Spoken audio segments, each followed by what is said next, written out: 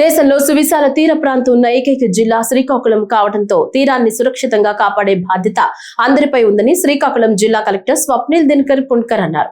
శ్రీకాకుళం నగరంలో అరసవల్లి ఆలయ ఆవరణలో సిఐఎస్ఎఫ్ ఆధ్వర్యంలో నిర్వహించే కోస్టల్ సైక్లింగ్ యాత్రను కలెక్టర్ జెండా ఊపి స్వాగతం పలికి ఆలయ సాంప్రదాయం ప్రకారం యాత్రికులకు ఘన స్వాగతం పలికారు.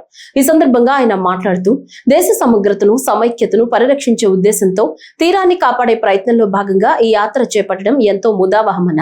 అంతకన్నా ముందు సిఐఎస్ఎఫ్ సైకిల్ యాత్రికులతో కలెక్టర్ ముచ్చటించారు. ఈ కార్యక్రమంలో శ్రీకాకుళం ఎమ్మెల్యే గుండు శంకర్, ఆలయ అధికారులు తదితరులు పాల్గొన్నారు. నమస్కారం.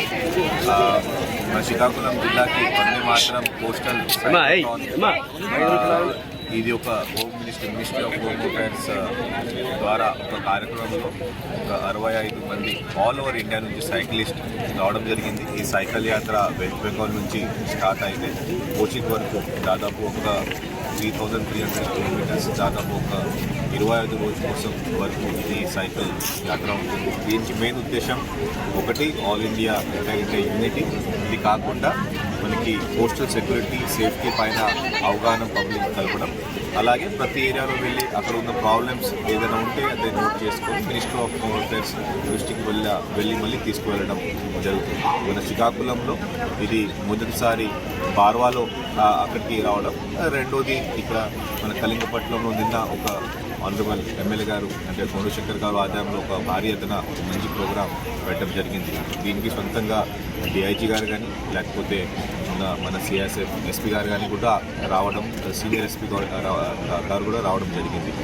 ఈరోజు పొద్దున ఫైనల్గా మన శ్రీకాకుళం నుంచి అరసవల్లి మన టెంపుల్ పుష్కర్ని పక్కన ప్రాంగణంలో ఫ్లాగ్ ఆఫ్ మళ్ళీ చేస్తే ఇక్కడ నుంచి విశాఖపట్నం మనం పంపించడం జరిగింది. సైక్లిస్ట్ అందరితో మాట్లాడితే చాలా హ్యాపీగా ఉన్నారు. ఫైనల్లీ శ్రీకాకుళంకి ఒక మంచి పేరు వస్తుంది. శ్రీకాకుళం బయట నుంచి గెస్ట్ అన్ని కూడా ఒక బాగా ట్రీట్ చేస్తూ మన శ్రీకాకుళం ఒక 193 కిలోమీటర్ కోస్ట్ లైన్ని మనం కూడా అయినా ఎలా బాగా చేయాలి, ఈ సైకిల్ యాత్ర నుంచి మనకి కొన్ని ఐడియాస్ కూడా రావడం జరిగింది. మంచి యాత్ర. దీనికోసం ఆనరబుల్ ఎమ్మెల్యే గారికి అలాగే ఆనరబుల్ ఎస్పీ గారికి చాలా థ్యాంక్స్.